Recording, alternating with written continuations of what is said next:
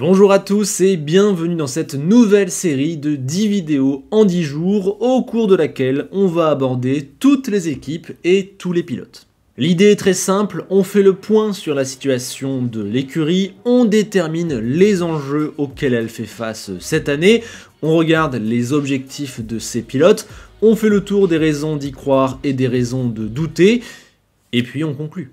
On commence avec du facile, As, dont l'état des lieux est assez simple, c'est la catastrophe. Arrivée en 2016, la structure américaine a affiché des espoirs avant de progressivement dégringoler, submergée par la complexité de la Formule 1, minée par ses limites techniques et noyée dans un sport trop exigeant et demandeur pour elle. As n'est pas à la hauteur de la Formule 1 dans un trop grand nombre de domaines, ça l'a amené au désastre de la saison 2019 qui s'est poursuivie en 2020 et en 2021 où elle a terminé bonne dernière sans le moindre point. On n'a pas vu une As dans le top 10 depuis Grosjean au Nürburgring en 2020. Pire, la situation financière et interne est un vrai cauchemar, ça a mené au départ forcé des deux pilotes expérimentés et au départ de l'esprit originel de l'équipe.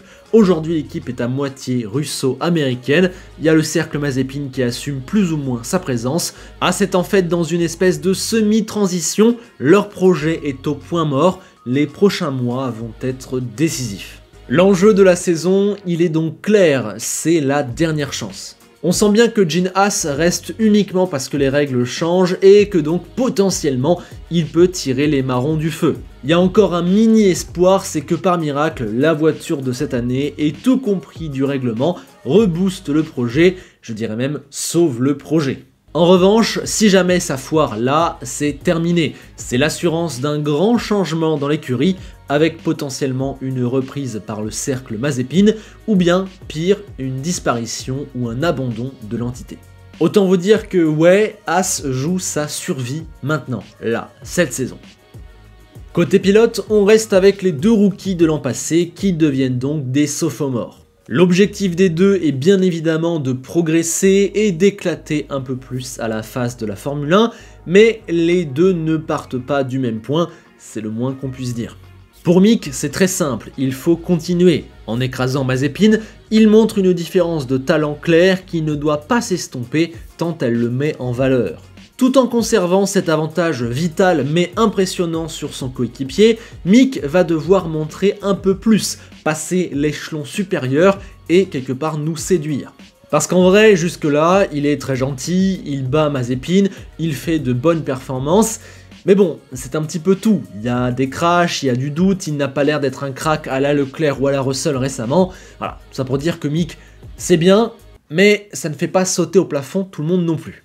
Pour l'instant, et c'est justement ça qu'on veut voir cette année, si tant est que la voiture l'aide un petit peu et qu'il peut se battre avec d'autres personnes sur la piste, on a envie de voir ce que Mick Schumacher a réellement dans le ventre, et ça tombe bien, il est un habitué des magnifiques deuxièmes saisons. Nikita, lui, est dans une position diablement inconfortable, le peu de crédit qu'il avait en entrant en Formule 1 a volé en éclats en quelques instants l'an passé, et il s'est affiché à des années-lumière d'un niveau acceptable, il a fait encore pire que ce que les plus pessimistes prévoyaient. Il va donc falloir qu'il efface 2021 de nos mémoires en montrant son vrai niveau en 2022, si tant est que ce ne soit pas déjà le vrai qu'on ait vu l'an passé. Et sincèrement, au vu de ses perfs en Formule 2, je pense que Nikita est capable de faire bien mieux. J'ai du mal à m'expliquer pourquoi ses débuts ont été si catastrophiques. À lui de montrer qu'il n'est pas celui qu'on a vu l'an dernier, voilà, je le crois capable de mieux, et en tout cas, une deuxième saison aussi catastrophique est totalement interdite. Bien, maintenant, As a-t-elle des chances d'accéder au succès en 2022? Voici d'abord 3 raisons qui vont dans ce sens. Premièrement, l'équipe n'a utilisé absolument aucune ressource depuis la mi-saison 2020. Que ça soit l'argent, les cerveaux, l'énergie ou même l'envie, c'est le point mort depuis 1 an et demi. Tout ça a été transféré depuis ce temps-là sur 2022. On est littéralement dans un cas de tanking où les saisons précédentes ont, par la force des choses, été sacrifiées en vue de bénéficier pour 2022. As est l'écurie qui a le plus de ressources et d'énergie à disposition avant d'attaquer 2021 et c'est celle qui s'y prépare depuis le plus longtemps. ce n'est pas négligeable. Deuxièmement, As bénéficie du soutien de Ferrari, on parle même du soutien technique maximal selon le terme consacré. Concrètement, cela veut dire que les deux équipes collaborent dans le maximum de ce qu'il est possible de faire dans le règlement. Évidemment, ici, collaborer, cela veut dire As paye et Ferrari donne des pièces. Ainsi, le moteur, les suspensions, les systèmes hydrauliques et tout le bazar, tout ça viendra de Ferrari sur la As 2022. C'est une aide énorme, renforcée durant l'hiver et alimentée par l'ouverture d'une branche dédiée à As directement au sein de Maranello. Ça y est, l'écurie a un siège technique en Italie dans des conditions absolument exceptionnelles pour travailler. C'est une vraie révolution pour eux. Et c'est Simone Resta, ancien justement de Ferrari et aussi d'Alfa Romeo, qui dirige le secteur, et ça s'est accompagné d'une grosse restructuration en interne. Autant de raisons qui laissent penser que As a énormément évolué et dans le bon sens sur le plan technique. C'était nécessaire, c'est fait, et ça leur ouvre le champ des possibles pour l'an prochain. Enfin, dernière raison positive, et c'est la plus grosse, le règlement va extrêmement dans leur sens. Sur le papier, on pourrait même croire qu'il a été fait par eux. L'argent est moins important à cause du budget capé. La remise à zéro aérodynamique efface leur retard, l'innovation est beaucoup plus encadrée, la puissance des usines est réduite, les pièces standardisées ou copiables augmentent, d'autres comme les bargeboards compliqués à développer et coûteuses sont carrément supprimées, le moteur leur est donné et il est gelé par rapport à la concurrence. Ajoutez à ça qu'ils sont ceux qui ont le plus de runs en soufflerie et en CFD, avec un écart immense par rapport aux meilleurs. Ouais, clairement, ce nouveau règlement, cette révolution 2022, apporte énormément d'aide à As. Ça va mécaniquement leur permettre de mieux s'en sortir, c'est une évidence. Bon, du côté des gros points noirs, il y a quand même pas mal de raisons d'être inquiet ou à minima de ne pas être extrêmement optimiste. Tout d'abord, certes, Ferrari va les aider, ils ont un siège à Maranello, il y a des pièces standardisées, ils se sont un petit peu restructurés, mais on parle de la plus grande révolution technique de l'histoire de la Formule 1, on parle de l'intersaison la plus chargée de l'histoire de la Formule 1. Il faut changer complètement de philosophie aérodynamique, repartir d'une feuille blanche pour la voiture, s'adapter à de nouveaux pneus, ne rien oublier dans les énormes pages du règlement, tester, tout valider, voilà, c'est immense et on se demande un peu si As a les moyens et est capable de faire face à un tel chambardement. Vu le contexte, la situation de l'écurie, leur manque de moyens ou encore les nombreux domaines dans lesquels ils semblent en dessous, voire largement en dessous du niveau, ouais, on se demande un peu comment ils vont faire. Secondo, il ne faut pas sous-estimer la situation interne. As est à moitié morte.